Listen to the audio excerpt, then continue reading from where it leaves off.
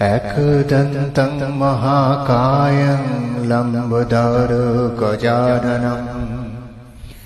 विघ्नविनाशकं देवं हिरम्बं प्रणमाम्यहम्।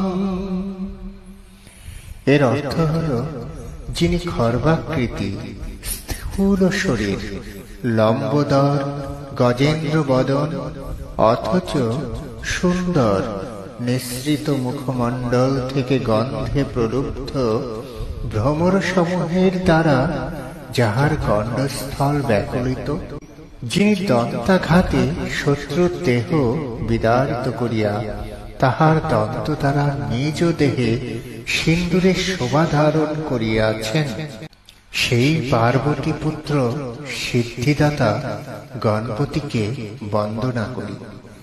ধর্মীয় মতে এই মন্ত্রটি দিনে কম করে 108 বার পাঠ করলে ভাগ্য ফিরে আসতে পারে, বদলে যাবে জীবন। যারা এই সময় খুব দুঃখের মধ্যে আছেন তারা আজ থেকে এই মন্ত্রটি পাঠ করা শুরু করে দিন। কে বলতে পারে, হয়তো সুখের দিন আর কয়েকদিনের মধ্যেই দরজায় কড়া নাড়তে পারে। শ্রী গণেশের ধ্যান মন্ত্র। ওম খর্বং স্থূলতনুং গজেন্দ্রবদং লম্বোদরং সুন্দরং প্রশান্তং মোদগন্ধলুব্ধ মধুপবালগণ্ডস্থলম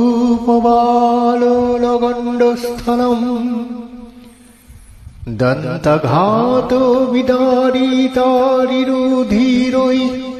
সিন্দুর শোভাকরং বন্দে শৈলসুতাসুতং গণপতিং সিদ্ধিপ্রদং কামদাম।